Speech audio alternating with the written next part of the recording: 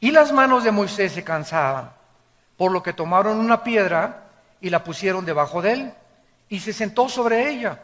Y Aarón y Hur sostenían sus manos, el uno de un lado y el otro de otro. Así hubo en sus manos firmeza hasta que se puso el sol. Y Josué deshizo a Amalec y a su pueblo a filo de espada.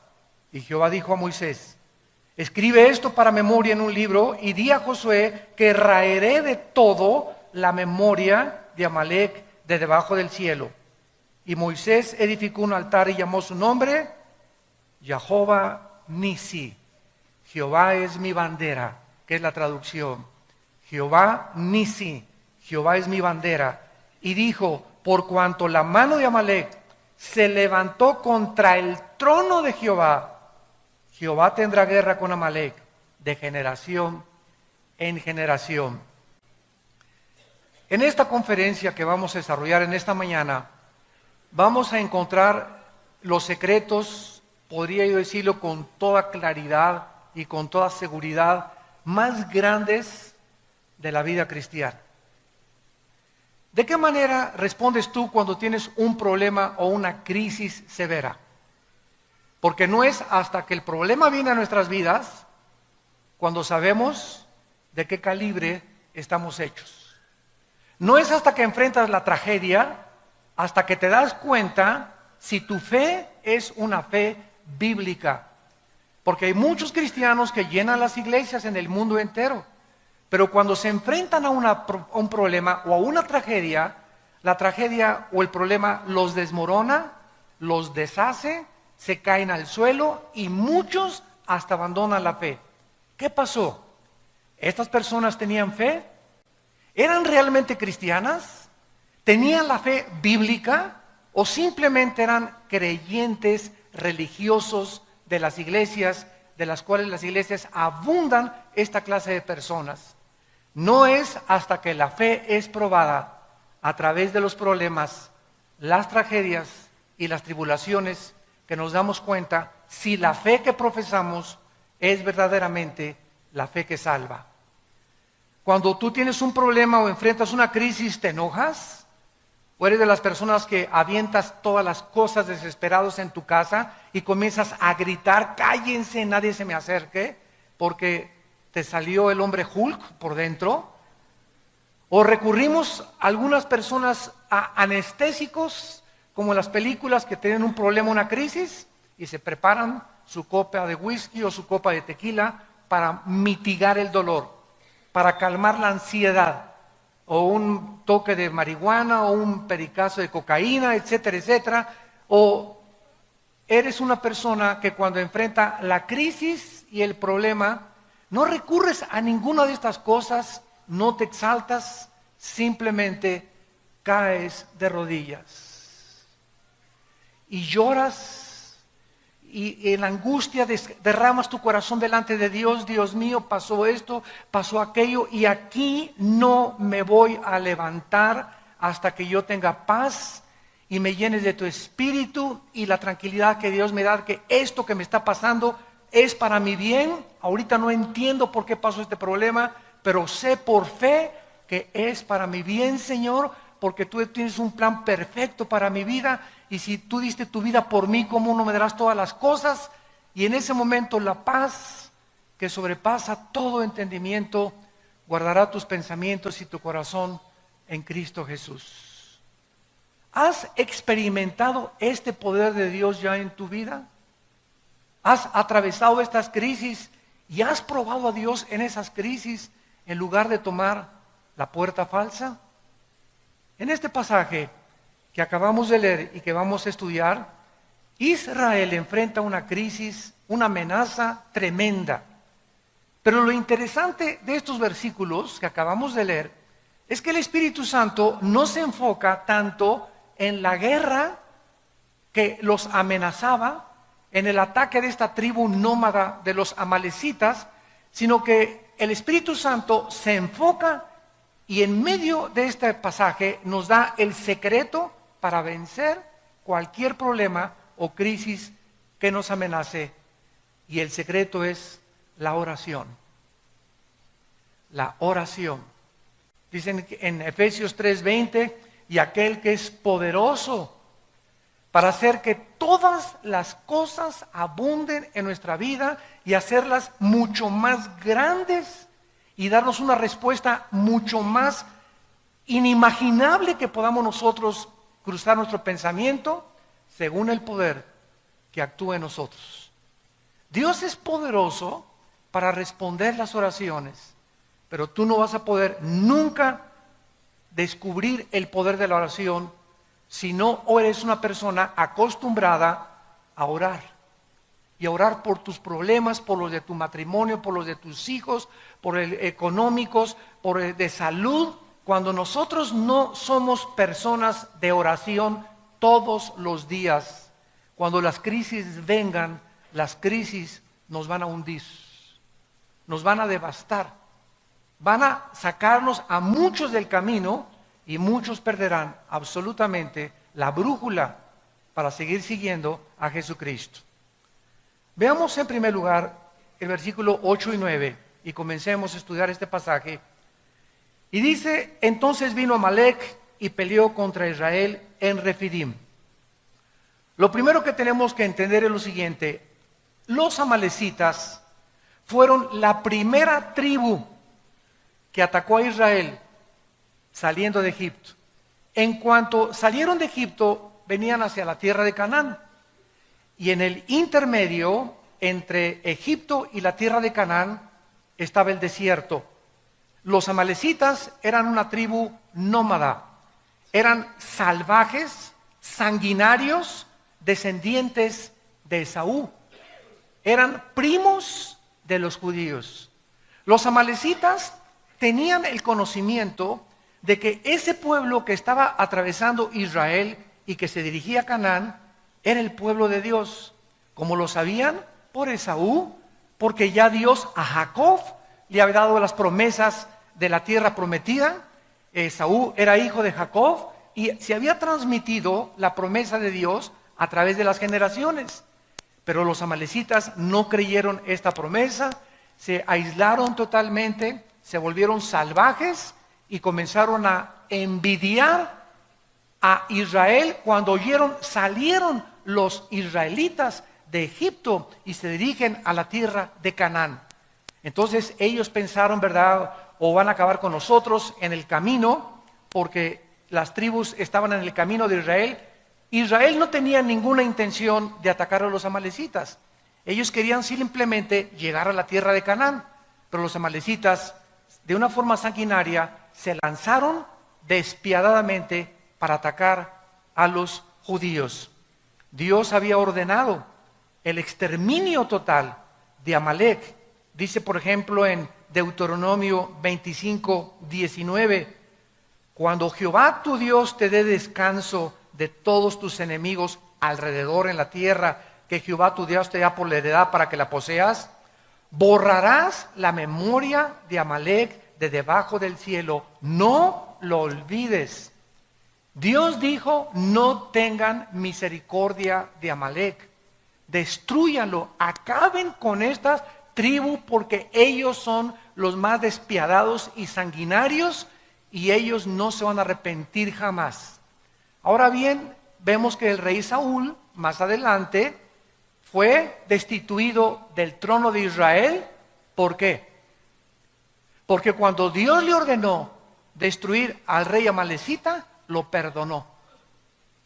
Y perdonó al ganado, y eso, dice Samuel, le costó en 1 Samuel capítulo 15 al 17, el trono y todo el gobierno al rey Saúl. ¿Quién fue el que acabó con los amalecitas? El rey David. Fue el último rey que acabó con los amalecitas. Ahora bien, después de todas estas cosas y antecedentes acerca de los amalecitas, tenemos nosotros que tratar de descifrar y de entender qué representan los amalecitas. Porque todas las cosas en el Antiguo Testamento son un símbolo, una representación de algo en el Nuevo Testamento. En el Antiguo Testamento vemos guerras, tribus atacando a Israel, cuerpo a cuerpo, y en el Nuevo Testamento cambia totalmente el panorama y el medio ambiente. Y dice Efesios 6:12, Ahora, los cristianos ya no tenemos lucha cuerpo a cuerpo contra nadie. Ya no tenemos lucha contra sangre ni contra carne. Nuestros enemigos no son los comunistas, ni los musulmanes, ni los ateos, ni tu suegra, ni tu vecino, ni los endemoniados, ni los nazis, ni los fascistas. Nuestra lucha ahora no es física.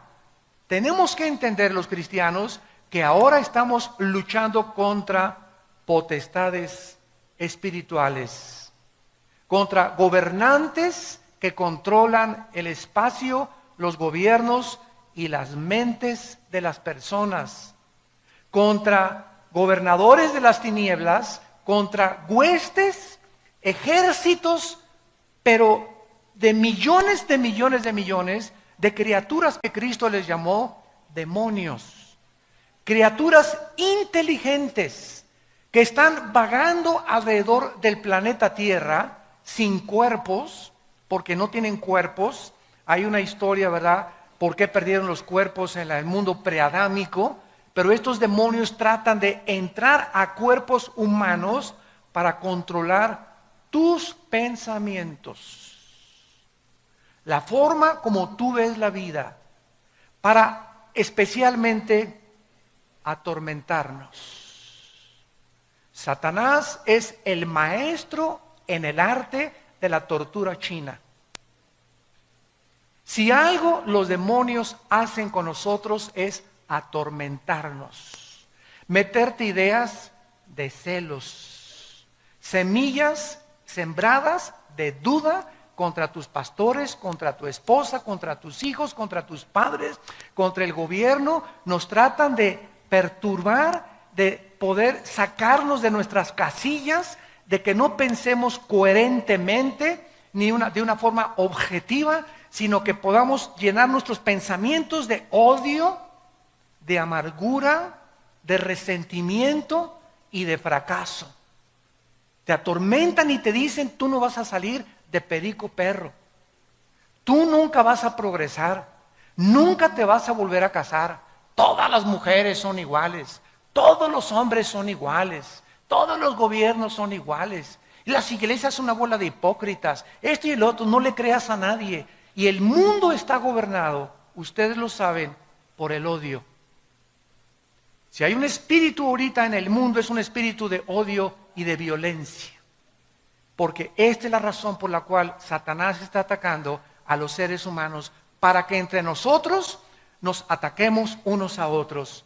Y este espíritu está en las iglesias. Y ahora lo vemos, y yo lo veo en mis constantes viajes, ¿verdad? Presbiterianos contra bautistas, pentecostales contra nazarenos, nazarenos contra arminianos, arminianos contra calvinistas. Y aunque haya diversidad de doctrinas en el cuerpo de Cristo, porque no todos tenemos toda la verdad, nos debemos amar, nos debemos de soportar y tolerar.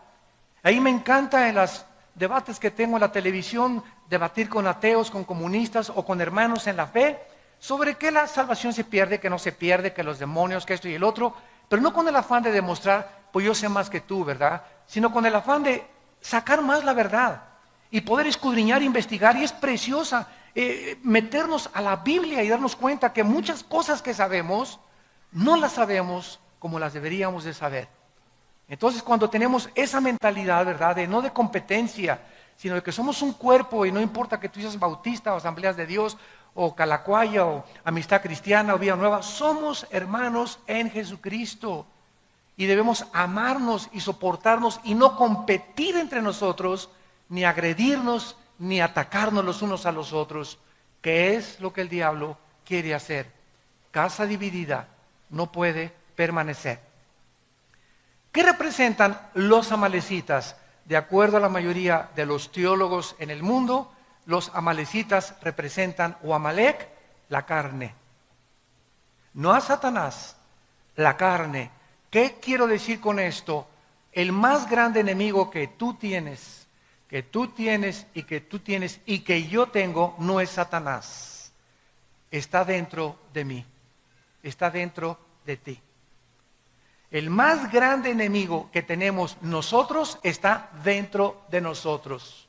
escúchenme bien, y si ese enemigo que está dentro de mí y dentro de ti, yo no lo conquisto, esas pasiones lujuriosas, sexuales, de venganza, de amargura, de odio, de resentimiento, de envidia, de avaricia, si no conquisto dentro de mí estas pasiones, no puedo conquistar a nadie.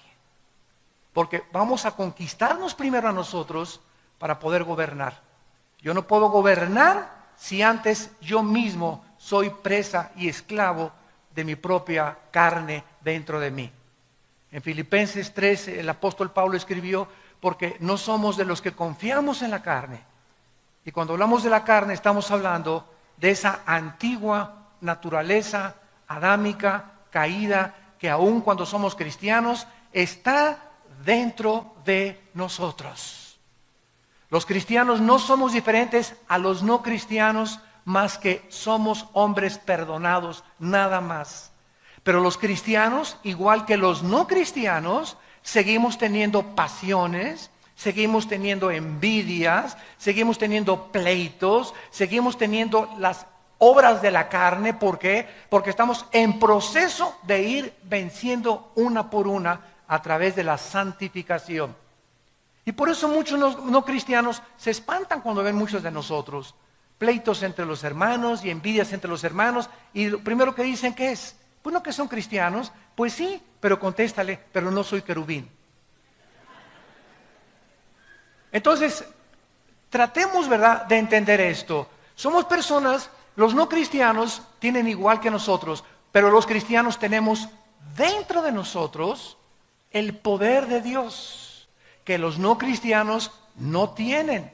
El poder de Dios para vencernos a nosotros mismos.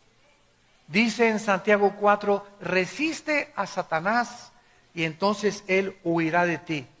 Y más adelante dice, ¿verdad? Dios resiste a los soberbios y le da gracia a los humildes. Entonces fíjate lo que dice Santiago 4. Si yo quiero resistir a Satanás, no tengo que atacarlo en el nombre te vengo a echar y por aquí por allá, menos que haya un endemoniado. Pero no luchar así, que se han juntado cristianos hasta el Popocatépetl, fueron a sacar demonios al Popocatépetl, ¿no? Y para que ya no eruptara bueno, tantas cosas que hacemos, ¿verdad? Tan locas. En lugar de eso, dice la Biblia que la forma en la que yo impido que Satanás entre a mi vida, en la forma en la que yo impido que Satanás me ataque, es siendo humilde. Dios da gracia a los humildes, resiste a los soberbios. Y nosotros resistimos a Satanás y confiamos en Dios. Entonces, para que podamos nosotros resistir a Satanás, tenemos que ser humildes. Y de eso se trata el estudio que vamos a desarrollar a continuación. Vamos a ver, en primer lugar, tres cosas importantes en este ataque de los amalecitas. Número 1, este ataque que le lanzaron a Israel fue cruel y salvaje. Dice Deuteronomio capítulo 25. Fue un ataque cruel y salvaje. ¿A quiénes creen que atacaron los amalecitas? Atacaron a los que iban hasta atrás de la marcha de Israel, a los enfermos, a los cansados, a los lisiados, a los desganados, a los amargados, a los desilusionados. A esos fueron a los primeros que atacaron. Dice Deuteronomio 25, versículo 17. Acuérdate de lo que hizo Amalec contigo en el camino cuando salías de Egipto. Escucha, de cómo te salió al encuentro en el camino y te desbarató, ¿qué cosa? Él nos ataca por detrás. El diablo es un cobarde y sabe que dentro de nosotros tenemos este enemigo. Y este enemigo que tenemos dentro, que es la carne, es bien traicionera. Y si un pastor o un cristiano está cansado y no descansa y no ha tomado vacaciones y no se fortalece, contra ellos viene el ataque. Pero el cristiano que tiene comunión con Dios diario, que está leyendo la Biblia diario, que está analizando su vida todos los días, está fortalecido en el espíritu y la carne comienza a debilitarse. Y Satanás no tiene entrada a mi vida si mi carne yo la debilito espiritualmente y me fortalezco espiritualmente. Pero si yo comienzo a no darle de comer a la carne y alimento mi espíritu, entonces Satanás, Cristo dijo, el diablo no tiene parte en mí. ¿Por qué? Porque Cristo no tenía la naturaleza pecaminosa. El diablo no podía encontrar ninguna avenida, ninguna entrada, ni en su mente, ni en sus oídos, ni en ningún lado donde lo pudiera atacar. ¿Dónde lo atacó Satanás? Tratando de que Cristo se independizara de su Padre y comenzara a tomar decisiones sin la voluntad de su Padre. Dile a esas piedras que se conviertan en pan. Pero no era la voluntad del Padre que se convirtieran en pan. Y si Cristo le hubiera hecho que esas piedras se hagan tortas de jamón o cubanas, ¿verdad? En ese momento no era pecado, porque no es pecado comer. El pecado consistía en que el diablo lo quería hacer actuar independientemente del Padre. Una esposa es maltratada por su esposo y la carne te dice, ¿verdad? Agarra la charola, el sartén y dale un charolazo sartenazo por afuera. Ahí está la carne, el enemigo entre nosotros. La Biblia me dice lo contrario. Ora por él y perdónalo. ¿Qué camino escojo? El camino de Dios. Yo lo perdono en el nombre de Jesús, aunque tenga ganas de ahorcarlo. Y cuando tomo esta decisión, viene el poder de Dios y Satanás no me puede atacar. Alguien te hizo alguien te robó, me quiero vengar y le voy a hacer esto y el otro. Si tomas el camino de la carne, pierdes. Mi esposo me traicionó, pues yo también me voy con otro. O me voy con otra. Si siempre que escogemos la carne, vamos a perder la batalla. Y cuando escogemos el camino de Dios, aunque parece que es más difícil, es el más bendecido. Porque Dios honra a los que le honran. ¿Me van siguiendo? Dice en Deuteronomio 25, 18, cómo te salió por detrás, te desbarató la retaguardia de todos los débiles que iban detrás de ti. Cuando tú estabas cansado y trabajado y no hubo ningún temor de Dios. La carne es débil, débil, débil, débil. Marcos 14, 38. Orad porque el espíritu está presto, pero la carne es débil. Esta es la razón por la cual ustedes jóvenes que tienen un noviazgo, cuando sabes que tu enemigo está dentro, y ayer fuiste a una reunión de jóvenes y hablaste en lenguas y viste al arcángel Gabriel que se te apareció y te levantaste, hasta te levitaste del suelo y ya crees que eres querubín, ya eres especial en la iglesia, y al otro día te vas con tu novio a Chapultepec y él está débil en la carne. Y tú esa mañana, ayer estuviste muy fuerte y ayer tuviste experiencias espirituales maravillosas, pero todos los días amanecemos totalmente sin baterías. El pan nuestro de cada día, dánoslo pasado mañana, Señor. La semana que entra, el pan nuestro, dánoslo hoy.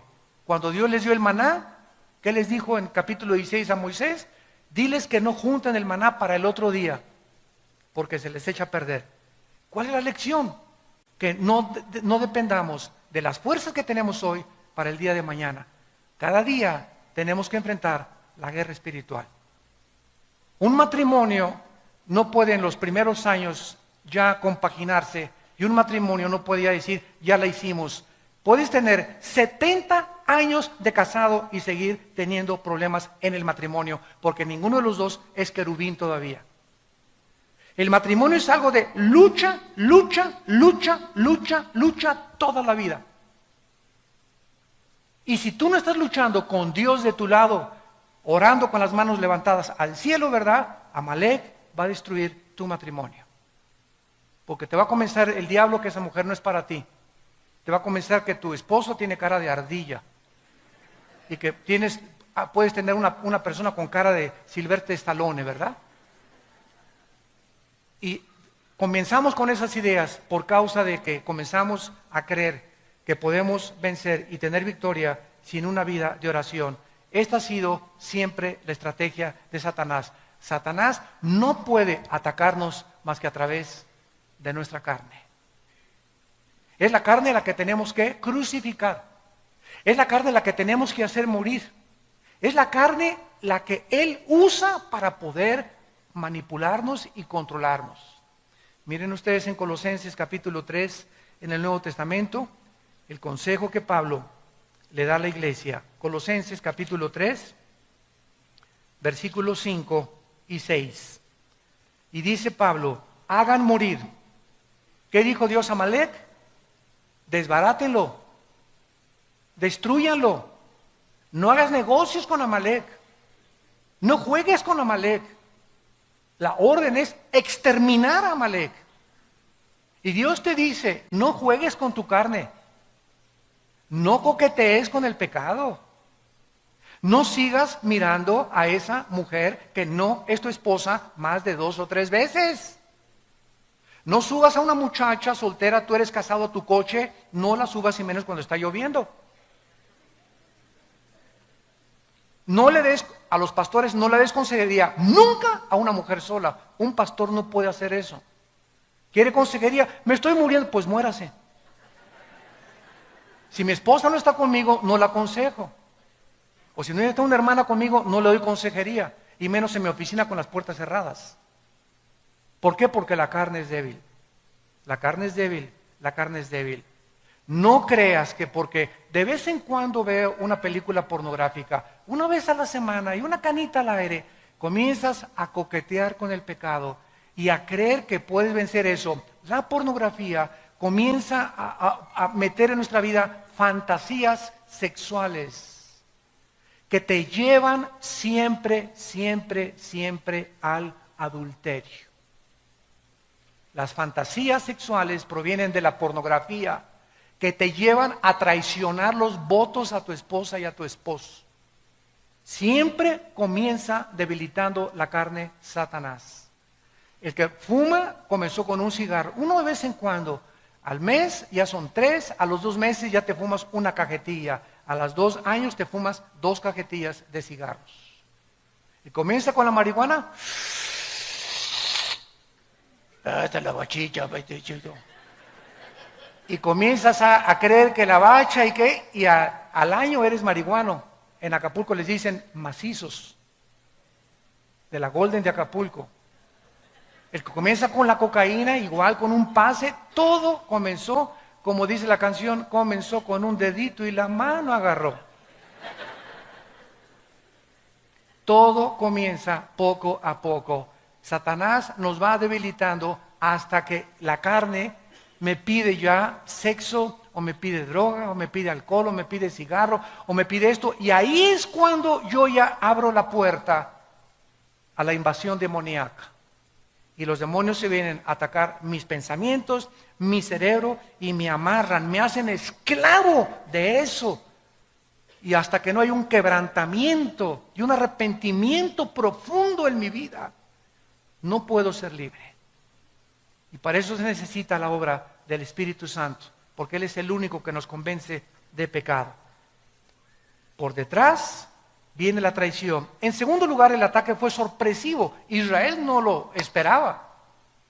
Dice en 1 de Pedro 5:8, velad y orad porque vuestro enemigo el diablo está como león rugiente, pero rugiendo, buscando a ver qué hermanito está en la retaguardia. ¿Quién tiene ya 2 o 3 días que no ora? ¿Quién por ahí no trae su Biblia ya a la iglesia? Ya la Biblia ni les importa.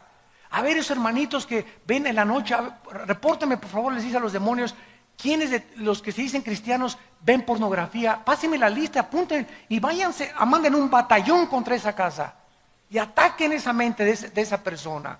Anda buscando como león rugiente. A ver, ¿quién de los hermanitos es tranza? ¿Quién no ha pagado sus deudas? Pero se persina y dice que él es cristiano y tiene deudas por acá y deudas por allá y ni siquiera abona para las deudas. ¿Quién se iba a cassettes y libros de librería sin pagar? Búscame esos hermanitos y Satanás comienza a tratar de devorarte. Él no viene a lastimarte, viene a acabar contigo. No tiene misericordia Satanás ni los demonios contra nosotros. ¿Y qué pasó? Ay, pues Señor, el diablo, no le eche la culpa al diablo. Le abrimos la puerta a través de la carne, de la debilidad de la carne. Entonces, así es como los atacó Amalek. Fue un ataque sorpresivo. En tercer lugar, fue un ataque con el propósito de exterminar a la nación judía. Cuando nos atacan los enemigos, vienen con el propósito de acabar con mi vida. Si acaban con mi vida, acaban con mi matrimonio. Si acaban con mi matrimonio, acaban con mis hijos. Y tus hijos serán hijos de padres divorciados, sufriendo los traumas, los psicológicos que sufrieron el divorcio, y atacará tu negocio, y atacará tu crisis, y viene a acabar con todo lo que tú le des chance. Él viene para atacar, robar y destruir. Yo he venido para que tengan vida, dice Cristo, y para que la tengan en abundancia. Dice la Biblia en el Salmo 83, que esta fue la intención en todo el Antiguo Testamento de los enemigos de Israel. Querían exterminarlos, y hasta el siglo XXI se sigue cumpliendo lo mismo. ¿Qué quieren las naciones ahorita de alrededor de Israel? La guerra del 67, la guerra de Yom Kippur del 73, la guerra del 81 y los demás ataques que les han lanzado, exterminar a los judíos. ¿Qué dijo el presidente de Irán, Ahmadinejad? Queremos borrar del mapa a Israel. ¿Por qué ese odio? O sea, ¿por qué Hitler quiso borrarlos del mapa?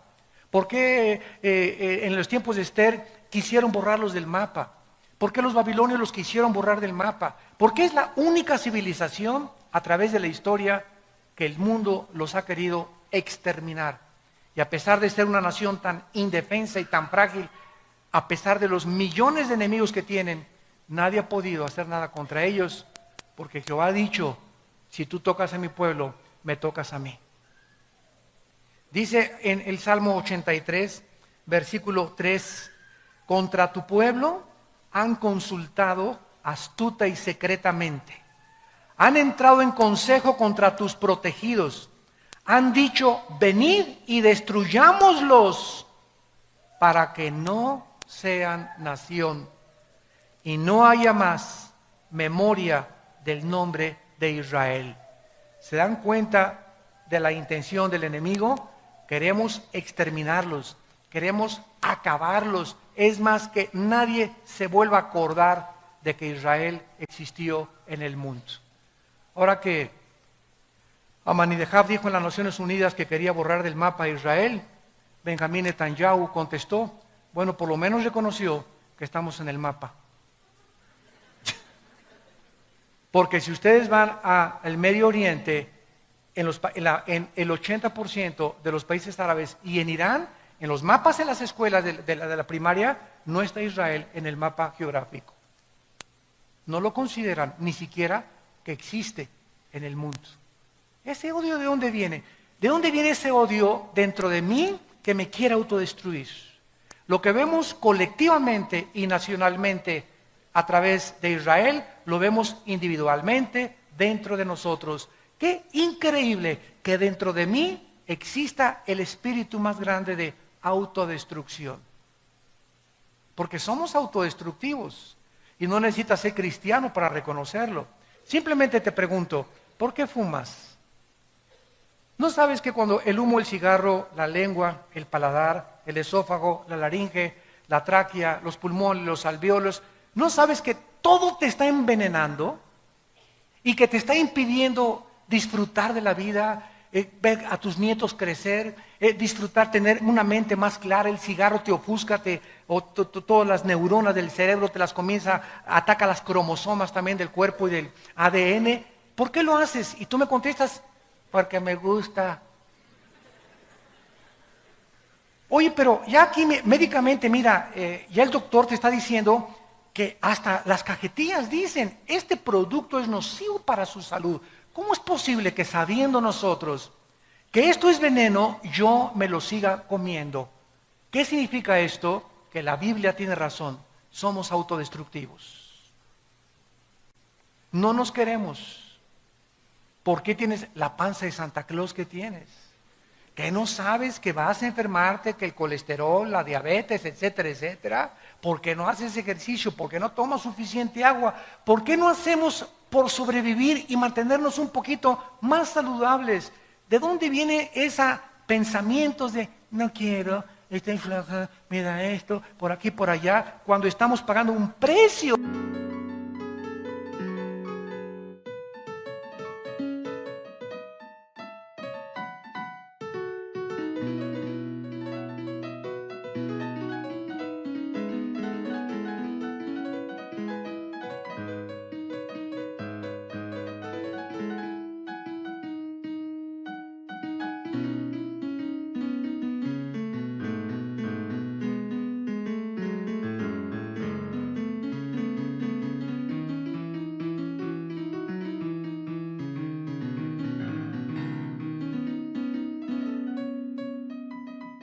De algún día acabar en un hospital y pagar millones de pesos por una cirugía o por una operación, porque no quisimos tener en cuenta nuestro cuerpo. ¿De dónde viene esto? De la autodestrucción de Amalek dentro de nosotros. Y dice Dios, hagan morir las obras de la carne. Inmundicia, fornicación, malos pensamientos, cosas por las cuales, ya lo leímos en Colosenses, viene la ira de Dios. Dios dijo, yo estoy enojado contra Amalek. Y en el Nuevo Testamento, mi ira es contra las personas inmorales. ¿Quieres hacer enojar a Dios? A través de la inmoralidad lo haces enojar. Y te va como en feria, no sabes el precio que vas a pagar. ¿Por qué? Porque va a destruir tu vida. La pornografía es como una termita que se mete entre nosotros y nos deshace moralmente. Hace poco acaban de entrevistar a un candidato a la presidencia y reconoce que ha tenido amantes.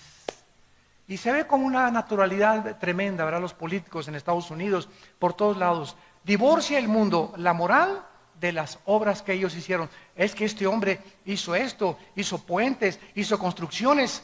Y pues sus canitas al aire, ¿verdad? Todos los tienen. Y golpeó a la mujer, no hay ningún problema.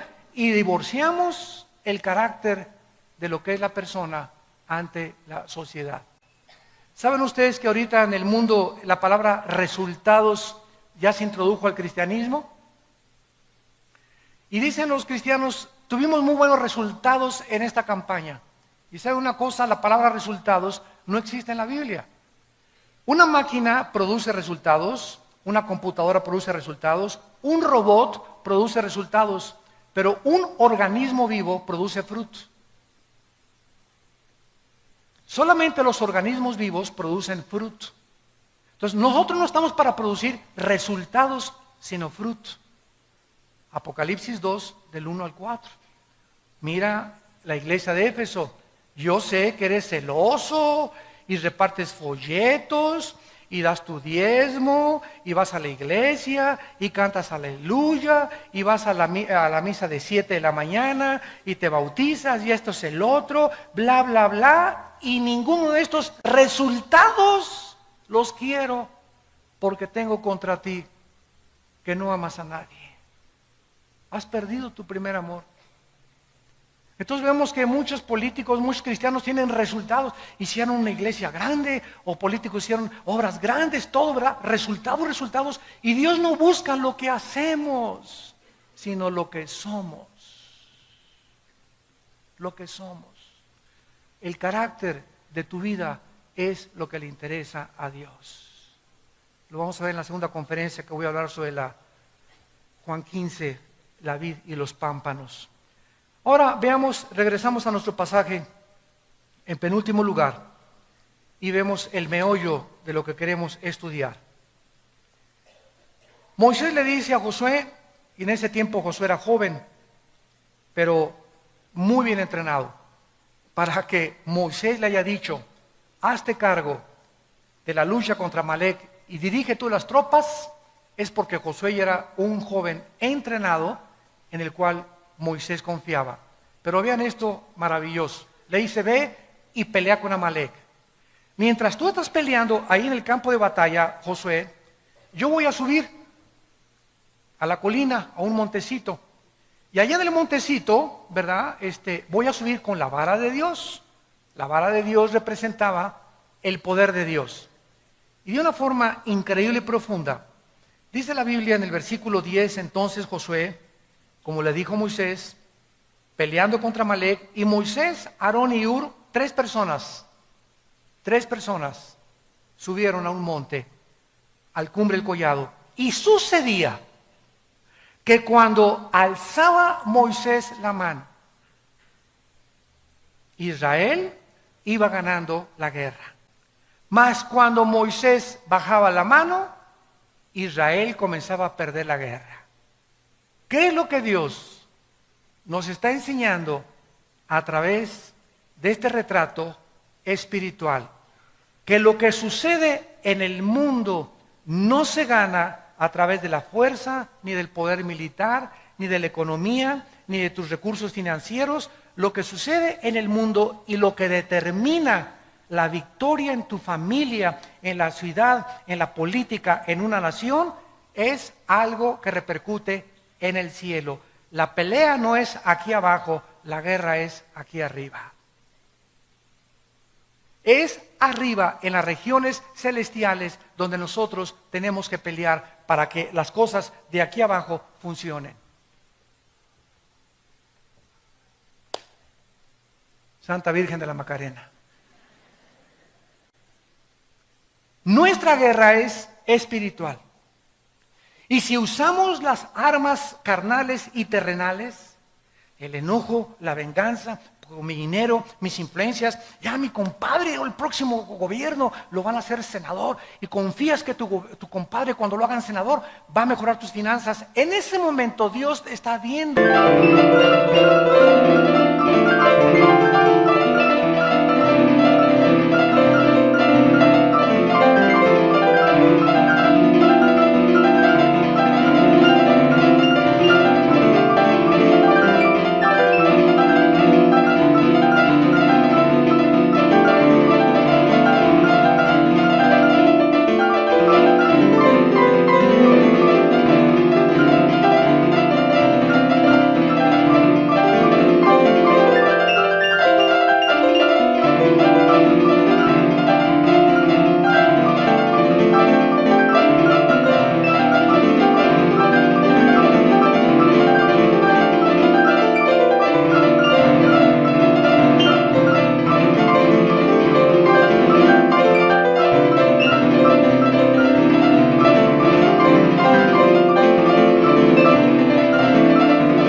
Que estás quitando tus ojos de Él y que estás creyendo que es tu compadre el que van a poner, puedes depender y mejorar tu sueldo o mejorar tu posición. En ese momento cambias a Dios en imagen de semejanza de hombre corruptible.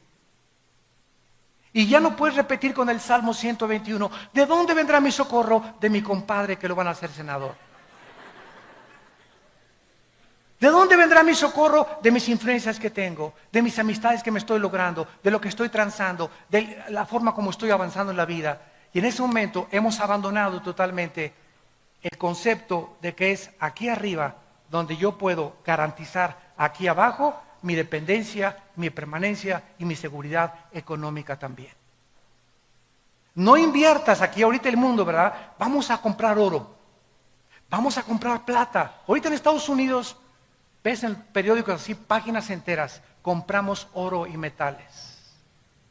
Porque es en lo único en lo que el mundo está confiando ahorita que no se va a devaluar. El oro y los metales preciosos, las joyas, etcétera, etcétera. Y los cristianos digo, ¿dónde podemos invertir el dinero? ¿Y qué nos dice Dios? El mundo nos dice, invierte aquí, invierte en el banco. Pero tenemos a Dios que nos dice, no inviertas donde el orín y la polilla corrompen.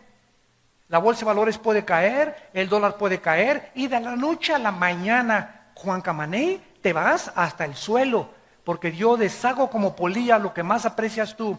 Invierte en mi reino y jamás te faltará nada. Siembra donde el orín y la polilla no corrompen.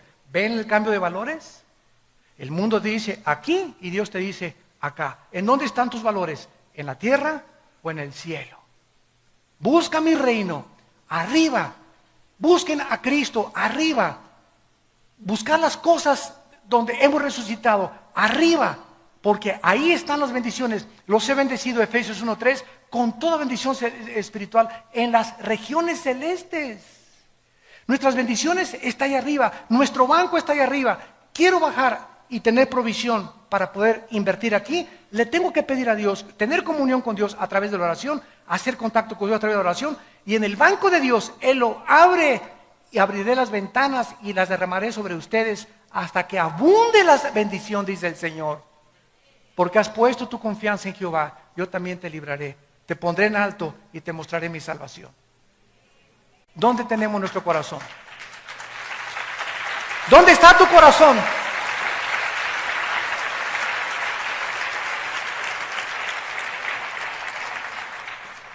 Dice en Proverbios capítulo 21. Proverbios capítulo 21. Y estos conceptos, hermanos amados, espirituales, tienen que ser una realidad en tu vida. Para que salgas del pozo de la desesperación. Para que salgas de esa vida de aflicción, de atormento, de pobreza extrema, donde yo no voy a salir nunca de perico perro y así me hizo Dios y así me voy a morir. Tienes que cambiar tu manera de pensar y poner tus ojos y entender en dónde está la guerra, en dónde tenemos que pelear. Dice Proverbios 21, versículo 30 y 31, no hay sabiduría. No consultes a los astrólogos ni a los eruditos científicos y matemáticos, políticos, antropólogos. No hay sabiduría en este mundo. No hay inteligencia, ni Stephen Hawking, ni Sócrates, ni nadie, ni consejo. No hay nadie que te pueda aconsejar mejor que Dios. El caballo se alista para el día de la batalla, mas Jehová es el que da la victoria. Nos podemos preparar y hacer esto y planes, pero no van a depender de mis planes, de mis relaciones, de mis recursos. Va a depender de mi relación con Dios. Todo viene de arriba. Vean ustedes ahora Salmo 33, versículo 16 y 17. Y dice así, Salmo 33, del 16 al 17. Vano para salvarse es el caballo. La grandeza de su fuerza a nadie podrá librar. He aquí el ojo de Jehová sobre los que le temen, sobre los que esperan en su misericordia, para librar sus almas de la muerte y para darles vida en tiempo de hambre. Santos de Dios, ¿cuál es el propósito por el cual Dios escogió a Israel? Él hubiera escogido a los italianos, a los mexicanos. Ellos no son mejores que nosotros, no son más inteligentes que los árabes. Simplemente Dios escoge a un pueblo en un punto geográfico de la tierra para que la atención del mundo se enfoque en ese pueblo y veamos en ese pueblo los milagros de Dios, de sobrevivencia de ese pueblo, a pesar de que todas las circunstancias estaban y han estado siempre en su historia en su contra. En la guerra del 67, los 7 días del 1 al 7 de junio de 1967, los rodearon 20 millones de árabes, a los judíos. En la ley de las probabilidades, matemáticamente tenían 10 a la 12ª potencia de probabilidades de salvarse, que es infinitamente imposible. No había posibilidad de que se salvaran, eran demasiados contra ellos, y en 6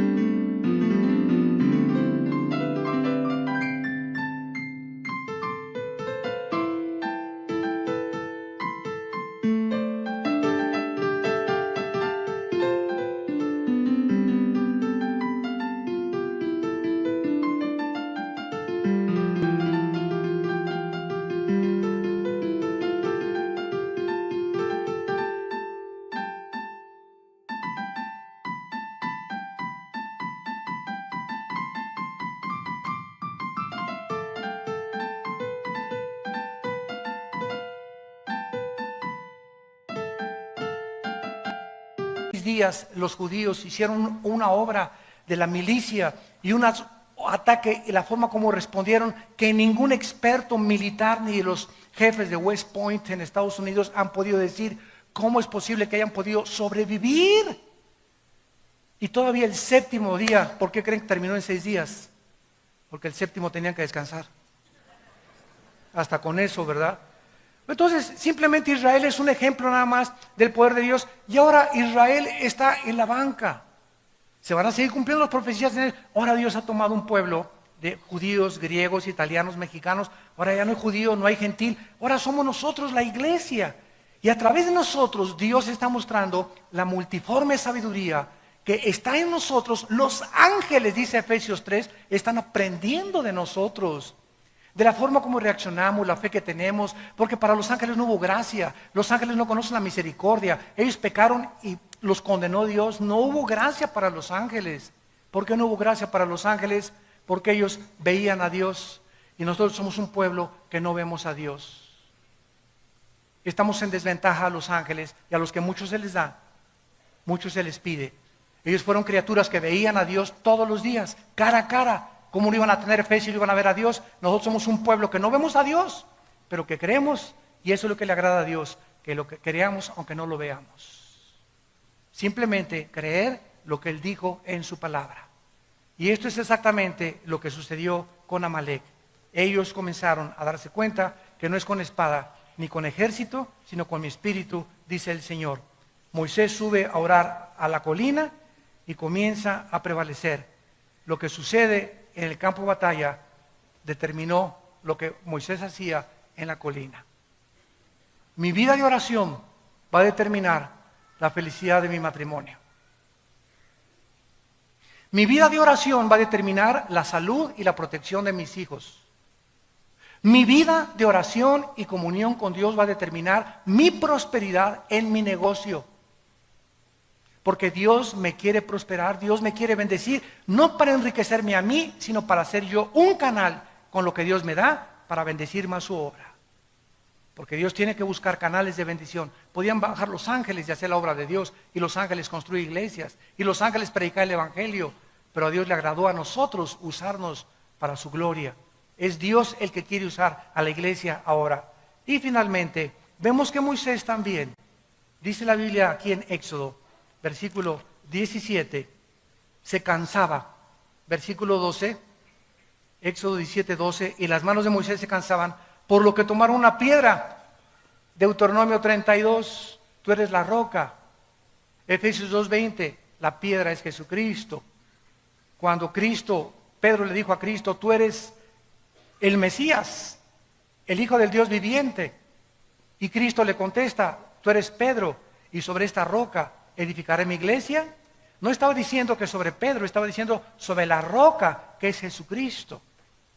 Sobre Él está, Él es la piedra del ángulo, no un hombre. Él es la piedra del ángulo, Él es la roca. ¿Qué simboliza esto? Que la vida nos cansa. ¿No es verdad?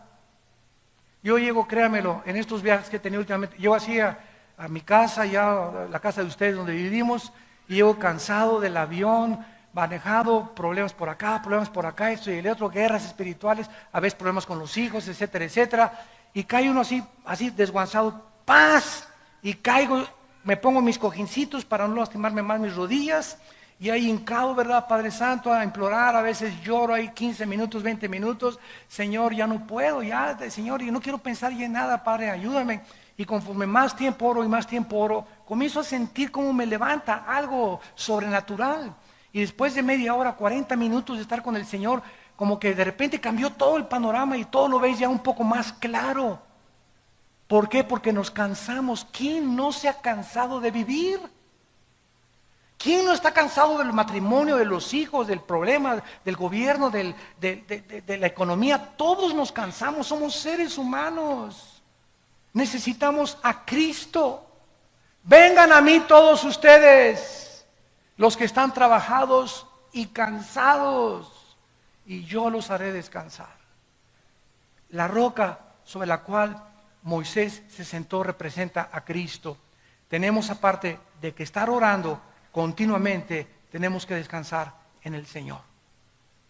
Y lo más maravilloso de esto es que ya sentado Moisés sobre la piedra, se le cansaban las manos. Ya descansaba el cuerpo, se le cansaban las manos. Y dice la Biblia, entonces en Éxodo, y Aarón y Hur, versículo 12, sostenían sus manos de un lado y del otro, así hubo firmeza hasta que se puso el sol. En segundo lugar, nosotros necesitamos en la oración tener compañeros. No podemos orar solos. Dichosos ustedes los que se ponen de acuerdo con alguien. Oye, pues estoy orando por mi familia. ¿Me ayudas a orar por mi familia una vez a la semana, Juanita? Fíjate que tengo un hijo que se nos fue de la casa. ¿Cuántos de ustedes vienen aquí? Tenemos un buzón de oración. Hermano, veo ahorita que acabo el servicio, una cola. Hermano, ¿me echa su bendicioncita? ¿Me echa agua bendita?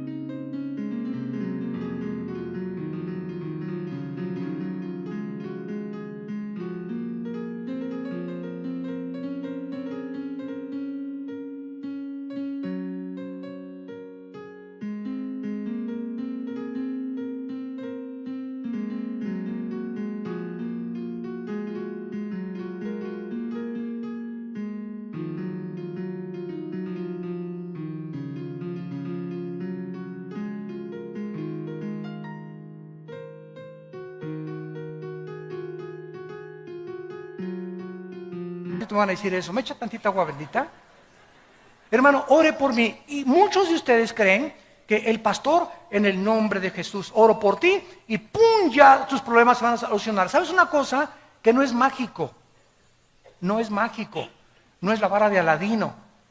Claro que oro por ti, pero no va a solucionar eso tus problemas. Tú tienes que tener alguien, un amigo, una amiga, que esté continuamente orando contigo y por tu familia. ¿Lo tienes tú? ¿Tienes esos amigos, compañeros, escuderos de oración? Cada vez que tenemos un desayuno nosotros, ahorita hay como 15 personas, ahorita orando por este mensaje. Que están detrás ahorita orando por mí. Padre, sosténlo, fortalécelo, dale memoria, dale salud, dale claridad en sus pensamientos, porque si no tengo gente orando por mí, no puedo luchar yo solo. Somos un cuerpo y nos necesitamos unos a otros. Y terminamos con 3 expresiones de la oración. ¿Qué es la oración? ¿Qué expresa la oración? 3 cosas, apúntenlas. Número 1, humildad. Te necesito. ¿Qué haces cuando vienes a orar? Estás demostrándole a Dios, te necesito. Demostramos al hincarnos que dependemos de Él. ¿Qué es la humildad? No es, hermanito, ¿cómo estás? ¿Verdad? Y con sombrerito, todo así, cuello roto, y una persona muy humilde. Eso no es humildad, ¿verdad? Eso es pobreza, eso es... La humildad de la Biblia es la dependencia de Dios. Si tienes 3 o 4 días sin orar y no lees la Biblia, eres una persona orgullosa, porque le estás diciendo a Dios, no te necesito más que el domingo. El viernes hay reunión de oración, Señor. De lunes a martes déjame, ¿verdad? No te necesito. El miércoles voy a la reunión de oración. Pero cuando oramos estamos demostrando, en primer lugar, humildad. Cristo dijo en Juan 15:4, separados de mí, nada podéis hacer. En segundo lugar, demuestra fe. ¿Qué es la fe? Confianza. Es necesario que el que se acerca a Dios crea que le hay. Estoy confiando, Señor, en que por eso vengo a orar. Vengo a orar, Señor, porque te reconozco que te necesito y porque confío que tú eres el único que me puedes ayudar. No el pastor, no la comadre, no mi mamá, no mi suegra. Tú eres el único que me puedes ayudar. Y en tercer lugar, amor. Señor, vengo a orar porque te amo. Porque te quiero. Porque amo tu presencia. Como el siervo clama por las aguas, así clama mi alma por ti, oh Dios. Mi alma tiene, oh sed de ti, Señor, te amo, te necesito, Padre. No encuentro fuerzas más que en ti, Padre Santo, en tu presencia y plenitud de gozo. Tú estás demostrando humildad, confianza y amor cuando vienes a orar.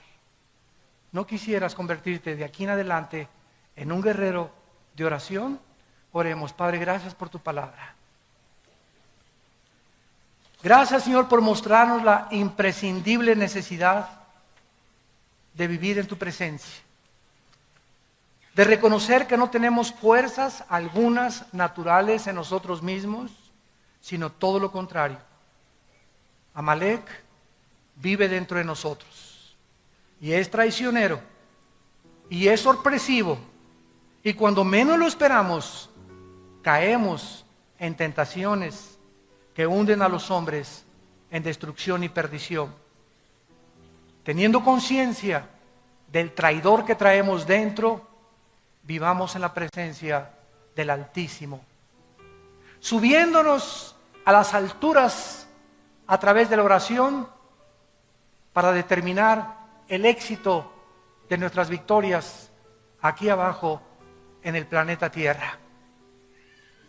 Pongamos las cosas y los ojos en las cosas de arriba, donde nuestra vida resucitada está juntamente con Cristo. Y cuando Él se manifieste, nosotros seremos manifestados con Él en su gloria, porque nuestra vida está escondida en el Hijo de Dios. En esta mañana, entrégale tu vida a Cristo. Si eres cristiano, dile: Señor, perdona mi vida de oración. He sido un flojo,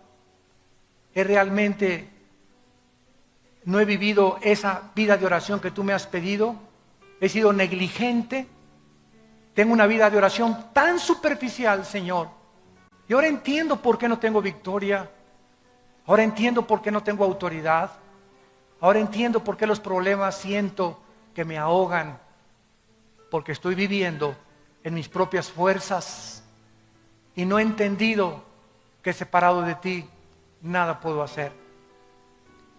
Y ustedes en esta mañana que no tienen a Cristo, ustedes por la televisión, si tú no tienes a Cristo en esta mañana y nos visitas por primera vez, dile: Padre, perdona mi vida de independencia tuya. Ahora creo que necesito vivir cerca de ti, que mi alma te necesita, y te invito a que entres a mi vida, Señor Jesucristo, porque creo que en la cruz pagaste con tu sangre por mis pecados, que a los 3 días resucitaste de los muertos y que tienes el poder de transformar mi vida a tu imagen y semejanza otra vez. En el nombre de Jesús. Amén.